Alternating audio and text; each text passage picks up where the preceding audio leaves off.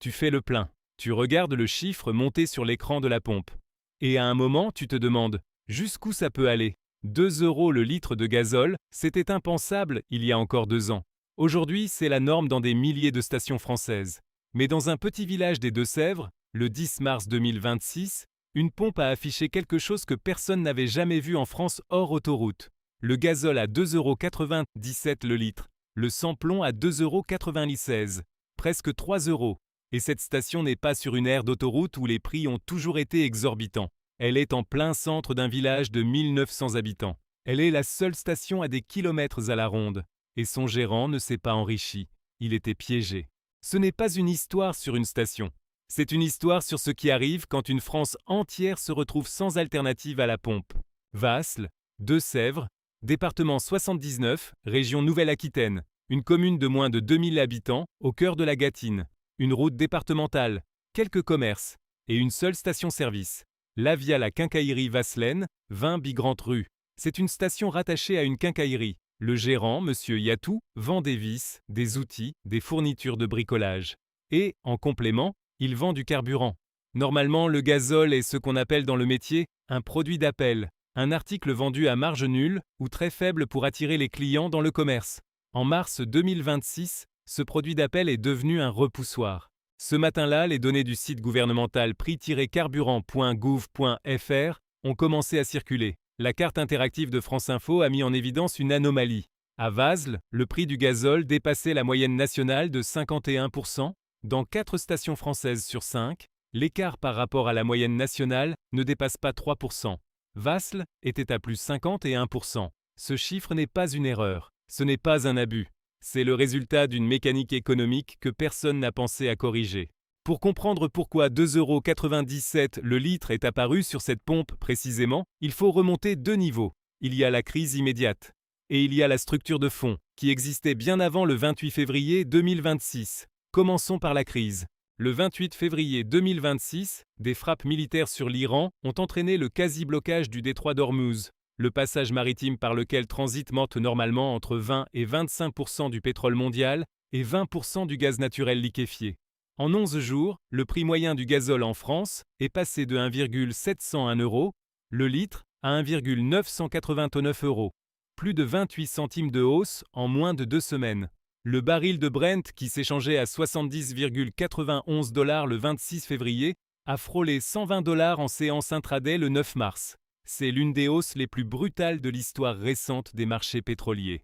Pour une grande surface comme Leclerc ou Intermarché, une telle hausse est absorbable. Ces enseignes ont des contrats d'approvisionnement à long terme, des volumes très massifs, un pouvoir de négociation direct auprès des raffineurs. Quand les prix montent mal et brutalement, elles répercutent, mais elles ont des leviers. Pour M. Yatou à Vasles, il n'y a aucun levier. Sa station consomme, selon ses propres mots, moins de 2000 litres de carburant par mois. 2000 litres. C'est le volume qu'une station de grande surface vend en quelques heures. Avec ce niveau de consommation, impossible de négocier un accord cadre avec une raffinerie. Impossible d'obtenir un prix garanti à l'avance. On achète au prix du marché, au moment du réapprovisionnement. Et quand le marché s'emballe comme il l'a fait début mars 2026, le petit opérateur paie plein pot. Il faut ajouter une deuxième couche. La station de Vasles ne vend pas des carburants standards. Elle vend exclusivement des carburants dits premium, le Go plus pour le diesel et le SP98 pur pour l'essence. Ces carburants enrichis en additifs ont une cotation d'achat structurellement plus élevée que les carburants standards. On ne paie pas pareil le gazole standard que le Go plus. Ce n'est pas un choix arbitraire du gérant, c'est l'offre disponible dans le catalogue du distributeur intermédiaire dont il dépend.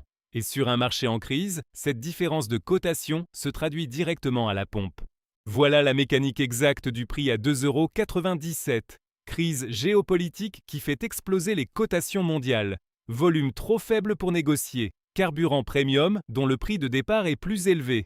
Résultat, un prix à la pompe qui dépasse de 51% la moyenne nationale. Ce n'est pas de la cupidité. C'est une équation sans solution dans le système tel qu'il fonctionne. Mais avant d'en arriver là, plusieurs signaux auraient dû auraient dû alerter. En novembre 2025, la Fédération professionnelle Mobiliance commande à l'ANFA, l'Observatoire des métiers de l'automobile, une étude sur l'avenir des stations-service indépendantes. L'étude est menée entre novembre 2025 et janvier 2026. Elle sera publiée le 26 mars 2026, 16 jours après le record de Wasl. Et ce qu'elle dit est brutal. 41% des exploitants de stations-service indépendantes envisagent d'arrêter la distribution de carburant d'ici 2035. 41%. Rapporté au réseau national, ça représente environ 1500 stations, dont une grande majorité implantées en zone rurale et périurbaine. Ce n'est pas tout. L'étude précise que près d'une station indépendante sur deux dégage un résultat annuel inférieur à 30 000 €. Pas de marge bénéficiaire, pas de capacité d'investissement. Mobilian le dit clairement, contrairement aux stations des grandes surfaces, celles-ci ne disposent pas de levier de compensation, via d'autres activités commerciales leur permettant de pratiquer des prix bas. Ce qu'on lit entre les lignes est simple. Quand les prix s'emballent, une grande surface peut absorber, en compensant par les marges de son rayon alimentaire, de son rayon high-tech, de son service traiteur. Une quincaillerie dans un village des Deux-Sèvres ne peut pas faire ça. Et la conclusion de Mobiliance est sans appel. L'étude ayant été réalisée avant la flambée des prix liés à la guerre au Moyen-Orient, le risque de fermeture est aujourd'hui accru. En d'autres termes, les 41% sont probablement une sous-estimation. Les chiffres historiques racontent la même chose sur la durée. En 1975, la France comptait environ 47 500 stations-service. Aujourd'hui, on en est à 10 806. En 50 ans, on a perdu 78% des stations du pays. Dans le même temps, le parc automobile a presque doublé. Chaque station existante dessert donc en moyenne 4 à 5 fois plus de véhicules qu'en 1975. Dans les zones rurales, la compression a été encore plus violente. Et 70% des stations qui subsistent sont situées dans ces zones rurales, là où les alternatives sont rares ou inexistantes. Ce mouvement n'a rien d'imprévisible. Il est documenté depuis des années par l'UFIP, l'Union française des industries pétrolières. En 2023, 122 fermetures nettes de stations indépendantes et de marques. En 2024, 101 fermetures nettes supplémentaires. En parallèle, la grande distribution a continué sa progression. Elle représente désormais 62,7% des volumes de carburant vendus en France. 2/3 des litres vendus dans ce pays passent par une station de grande surface. Ce qui veut dire que le tiers restant, les stations indépendantes, rurales, de marques traditionnelles, survit sur moins d'un tiers du marché, avec des coûts fixes identiques et un pouvoir de négociation marginal. Wasl, en mars 2026, n'est pas une exception. C'est l'aboutissement logique d'une tendance de 50 ans. Maintenant, parlons de ce qui s'est passé concrètement le 10 mars 2026. Ce matin-là, les capteurs du site gouvernemental prix-carburant.gouv.fr enregistrent les prix déclarés par les stations. La station Avia, la quincaillerie Vaslène, déclare son gazole Go, plus à 2,97 € le litre. Son SP 98, pur à 2,96 € le litre. Ces données remontent automatiquement sur la base publique. La rédaction de France 3 Nouvelle-Aquitaine les capte. Un article est publié en matinée. Il est immédiatement repris par l'AFP, par France Info, par Caradisiac. En quelques heures, le village de Wasl devient le symbole national de la crise des carburants. Ludovic Champeau, agriculteur domicilié à Wasl, est client habituel de la station. Le 10 mars, il dit à France 3 « On est obligé d'aller à Parthenay pour se ravitailler, c'est-à-dire faire 20 km de plus pour aller prendre du carburant. » Il ajoute « Je suis agriculteur et ça va devenir très compliqué. On va remplir notre cuve avec 1000 litres par exemple, au lieu de 2500 litres, en espérant une baisse du prix. » C'est une phrase qui résume tout. Un agriculteur qui rationnait son propre approvisionnement, qui planifiait son activité en fonction de l'espoir que les prix baissent. Dans les Deux-Sèvres, en 2026. Le lendemain, 11 mars, la station de Wasl baisse légèrement ses prix après la médiatisation nationale. Caradisiac le note. Mais le site prix-carburant.eu relève, vers le 16 au 20 mars, que le gazole à Wasl est désormais affiché à 2,99 € le litre, 2 centimes de plus que le premier record, toujours à quelques centimes du seuil symbolique des 3 €. Au même moment, les associations de consommateurs publiaient des données qui mettaient en cause non pas les petites stations rurales, mais les plus grands acteurs de la chaîne. Le 11 mars 2026, la CLCV, l'association Consommation, Logement et Cadre de Vie, publie sa première alerte. Elle s'appuie sur les données hebdomadaires de l'UFIP. Ce qu'elle trouve est édifiant. La marge brute de raffinage du gazole s'établissait en moyenne à 13,2 centimes par litre sur l'ensemble de l'année 2025. Au 6 mars 2026, 4 jours avant le record de Wasl, cette marge avait atteint 25,7 centimes par litre, quasi doublement en quelques jours. Sur l'essence SP 95E10, la marge de raffinage restait modérée, 7,3 centimes au 6 mars contre 10,2 centimes en moyenne sur 2025. Ce n'est pas l'essence qui posait problème, c'était le gazole. Spécifiquement, le gazole. Et la marge transport-distribution sur ce même gazole était passée de 22,1 centimes en 2025 à 32,9 centimes début mars. Plus de 10 centimes de marge supplémentaire, uniquement sur la distribution. Fais ce calcul. Sur les 40 centimes de hausse du gazole observés depuis le début de la crise, 23,3 centimes s'expliquent par une hausse des marges dans la chaîne, raffinage plus distribution, soit 58% de la hausse qui n'est pas liée au prix du brut lui-même. La CLCV le disait sans détour. Il y a un problème de marge dans la chaîne et il précède la flambée du brut. Pour M. Yatou à Wasl, cette réalité se traduit de façon brutale. Il achète son carburant premium à un prix qui intègre ses marges gonflées à tous les échelons, raffinage, transport, distribution, puis le revend sans marge propre ou presque. La marge nette moyenne d'une station-service en France est de 1 centime par litre. Pas 10 centimes, pas 20 centimes, 1 centime. Sur 2000 litres par mois, ça fait 20 € de marge nette sur les carburants.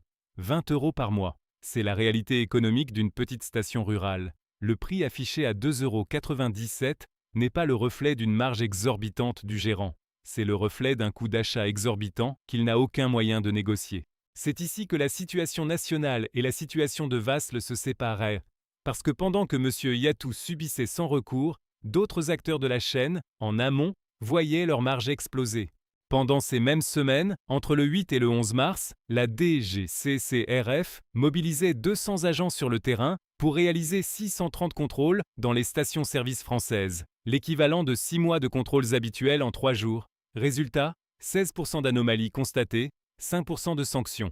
Les principales irrégularités portaient sur le défaut de mise à jour des prix sur le site gouvernemental ou sur les panneaux d'affichage. Des amendes allant de 1 500 à 15 000 € pour les cas les plus graves. Les stations sanctionnées, environ 31 sur les 630 contrôlées, n'avaient pas nécessairement augmenté leur prix de façon abusive. Elles n'avaient pas mis à jour l'affichage correctement. Wasl, dans tout ça, aucune sanction documentée, aucun procès-verbal, parce que la DGCCRF ne peut pas sanctionner un prix élevé en lui-même. Depuis l'ordonnance du 1er décembre 1986, les prix des carburants sont librement fixés par les distributeurs. La liberté des prix, c'est le principe fondateur du marché depuis 40 ans. La DGCCRF peut sanctionner un affichage incorrect, une concordance insuffisante entre le prix déclaré et le prix facturé, une entente entre concurrents. Mais elle ne peut pas entrer dans une station et dire « vous vendez trop cher ». Ce n'est pas dans ses prérogatives légales. Et c'est là que la comparaison avec la Corse devient éclairante. Parce que la Corse, c'est exactement ce que devient un territoire quand il n'y a pas de grande distribution pour exercer la pression concurrentielle. Le 17 novembre 2025, soit 3 mois et demi avant le record de Wasl, l'autorité de la concurrence a infligé une amende totale de 187,49 millions d'euros à Total Energy Marketing France, à 2 sociétés du groupe Ruby et à EG Retail. La raison, une entente dans la distribution de carburant en Corse, active de 2016 à 2023. Ces 3 acteurs, actionnaires de la société Dépôt pétrolier de la Corse, avaient inséré dans leur contrat une clause réservant à leur seul bénéfice le droit d'accès aux dépôts pétroliers de l'île, les 2 seuls dépôts existants. Les distributeurs non actionnaires étaient moellets contraints d'acheter leur carburant aux conditions imposées par leurs propres concurrents, avec une superposition de marges supplémentaires. L'autorité de la concurrence a été explicite dans sa décision. Ces pratiques sont de nature à porter préjudice au consommateur final en entraînant un renchérissement du prix des carburants à la pompe. Et elle a ajouté quelque chose d'important. La Corse est un secteur très concentré, s'articulant autour de 3 opérateurs seulement, non soumis à la pression concurrentielle, y compris des grandes et moyennes surfaces. Absence de GMS, marché concentré, prix plus élevé pour les consommateurs. Total Energy a fait appel. L'appel ne suspend pas le paiement de l'amende de 115,82 millions d'euros. Le groupe a aussi annoncé une revue stratégique des conditions de la poursuite de ses activités marketing en Corse. Le parallèle avec Wasles est net. En Corse, le monopole a été construit délibérément par un accord contractuel entre grandes compagnies. Dans les zones rurales de métropole, le monopole s'est construit naturellement par la fermeture progressive des stations concurrentes et l'absence d'implantation de grandes surfaces dans des communes trop petites pour être rentables. Dans les deux cas, le consommateur final se retrouve sans alternative réelle. Dans les deux cas, il paie plus cher. La différence. L'un a été sanctionné. L'autre n'a aucun mécanisme légal pour être corrigé. Pendant ce temps, à l'échelle nationale, la crise continuait de s'aggraver. La semaine du 23 mars 2026, le prix moyen hebdomadaire du gazole en France a atteint 2,888 € le litre. Un record absolu depuis 1985, année à partir de laquelle l'État compile ses données. L'ancien record datait du 11 mars 2022, au plus fort de la crise ukrainienne, 2,1407 € le litre. Le record de mars 2026 le dépasse de plus de 4 centimes. Fais ce calcul. Entre le 27 février 2026, veille du début du conflit, et le 31 mars 2026, le gazole a pris 50 centimes par litre en moyenne nationale. Un plein de 40 litres coûtait donc 20 € de plus qu'un mois auparavant, dans 70% des stations françaises. Et dans le même temps, les pénuries se multipliaient. Le 28 mars, 677 stations étaient à sec sur au moins un carburant. Le 31 mars, on dépassait 1000 stations en rupture. En Haute-Garonne, 28 stations à sec. Dans les Bouches-du-Rhône, 25. Dans la Gironde, 21. La CLCV publiait de nouvelles données début avril. La marge brute de raffinage du gazole avait continué de grimper. Au 3 avril 2026, elle atteignait 36,4 centimes par litre, contre 13,2 centimes en moyenne sur l'ensemble de 2025, le triple. Sur l'essence SP95 E10, la marge de raffinage avait en revanche continué de reculer, 4,6 centimes début avril. L'essentiel de la hausse du gazole venait bien du raffinage, pas du brut seul. La CLCV a appelé les raffineurs à réduire leurs marges pour permettre aux consommateurs une accession sans surcoût au carburant. Le 8 avril 2026, le gazole atteignait son pic de crise, 2,375 € le litre en moyenne nationale, plus 65 centimes depuis le 27 février. 38 jours pour prendre 65 centimes. Ce même jour, un cessez-le-feu était annoncé entre les États-Unis et l'Iran. Le baril de Brent a chuté d'environ 15 $ en quelques heures. Olivier Gantois, le président de l'UFIP, déclarait à France Info que si le cours se stabilisait autour de 93 à 95 $ le baril, les prix à la pompe en France baisseraient dans les jours qui viennent. La répercussion sera très rapide.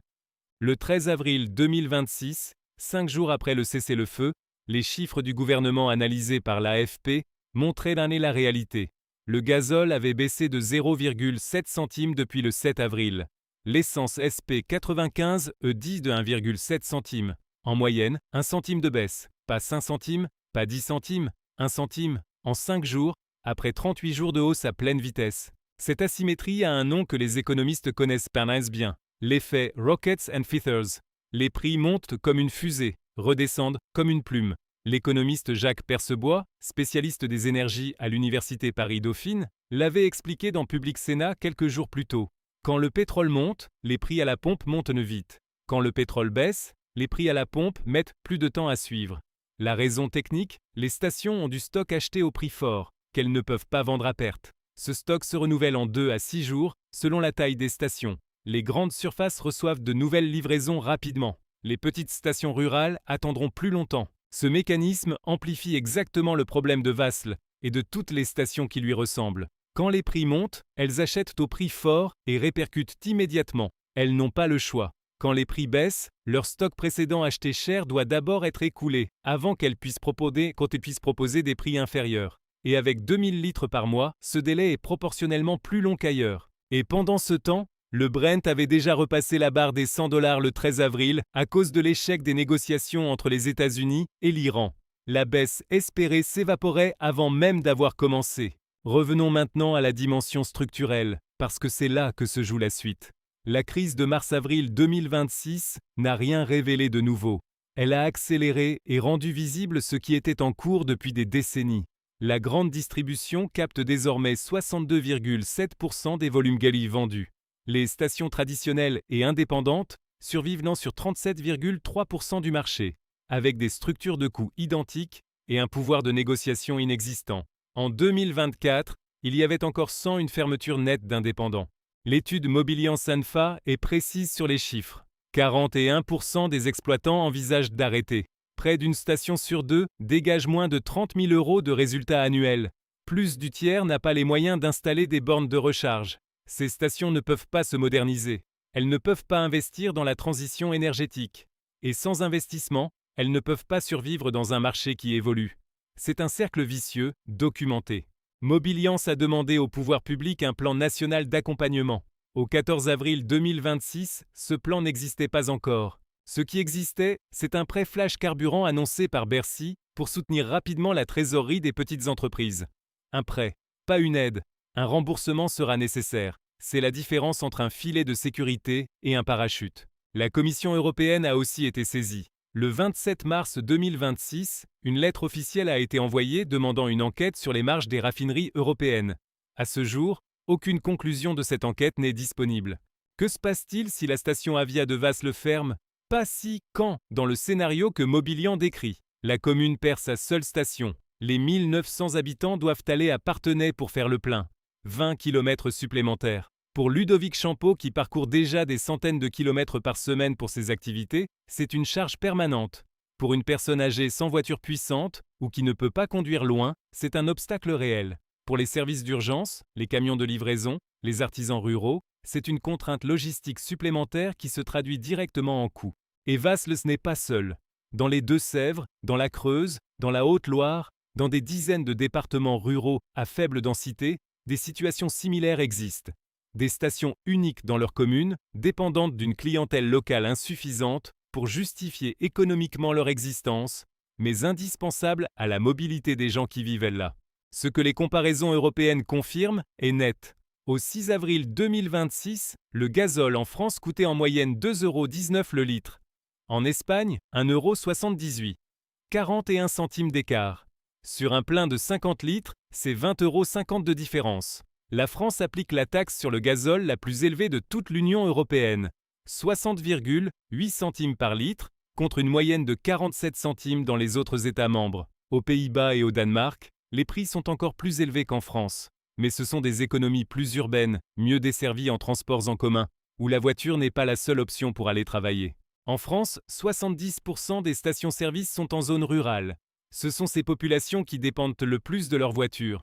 Et ce sont ces mêmes populations qui supportent la fiscalité la plus lourde sur le carburant de toute l'Union, sans bénéficier des alternatives de mobilité qui permettent aux urbains d'en absorber le coût. C'est une inégalité géographique documentée, pas une opinion. Il y a encore une chose que le cas de Wasles montre avec précision. La transparence des prix existe en France. Le site prix-carburant.gouv.fr est public, mis à jour quotidiennement, utilisé par des millions de personnes. C'est grâce à cette transparence que le record de Wasles a été identifié. C'est grâce à cette même base de données que la CLCV a pu calculer les marges de raffinage et de distribution. C'est grâce à elle que l'AFP a pu, le 13 avril, confirmer que la baisse post-cessez-le-feu n'était que d'1 centime.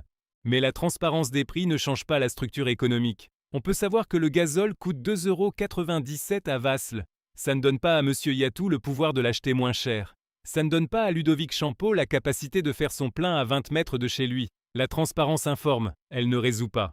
Voilà où on en est. Le 14 avril 2026, le gazole national est à 2,330 € le litre. C'est 63 centimes de plus qu'avant le début du conflit. Le cessez-le-feu du 8 avril a produit une baisse de 0,7 centimes sur le gazole en 5 jours. Le Brent était repassé au-dessus de 102 $ le 13 avril, après l'échec des négociations. La baisse attendue de 5 à 10 centimes n'a pas eu lieu.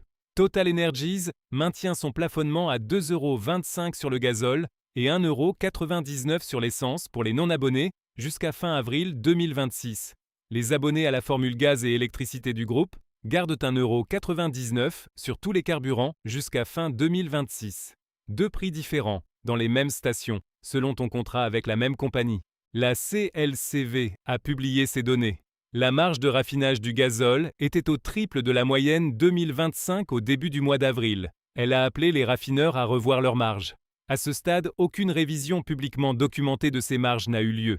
Mobiliance a demandé un plan national pour les stations indépendantes. 1500 fermetures potentielles d'ici 2035. Une majorité en zone rurale. Pas de plan annoncé à ce jour. Ce qui s'est passé à Wasles révèle une tension qui existait bien avant mars 2026 et qui ne disparaîtra pas avec elle. Un réseau de distribution en contraction continue depuis 50 ans, avec des stations rurales dont le modèle économique tient à un seul centime de marge par litre, et des structures de marché, raffinage, distribution, fiscalité, qui concentrent les gains en haut de la chaîne et transfèrent les risques vers le bas. Quand tout va bien, le système fonctionne. Quand tout s'emballe, les plus petits opérateurs n'ont aucun amortisseur. Le 10 mars 2026, Vasl a rendu ce mécanisme visible. 2,97 € le litre. Un chiffre qui a fait le tour des médias, puis qu'on a oublié parce que d'autres records ont suivi. Mais le problème qu'il décrit n'est pas dans les actualités. Il se passe dans des dizaines de villages qui n'auront pas la chance d'avoir un journaliste de France 3 pour les documenter. Surveille les données UFIP sur les fermetures de stations, publiées chaque année en mars. Surveille les annonces de Mobilian sur l'avancement du plan d'accompagnement demandé au gouvernement. Surveille l'issue de la lettre adressée à la Commission européenne sur les marges des raffineries. Et la prochaine fois que tu fais le plein et que tu regardes le chiffre monter, tu sais maintenant une chose de plus. Ce qui s'affiche à la pompe n'est pas seulement le reflet du prix du pétrole brut. C'est le résultat de chaque décision, de chaque marge, de chaque fermeture de station, prise à chaque maillon d'une chaîne que tu ne vois pas.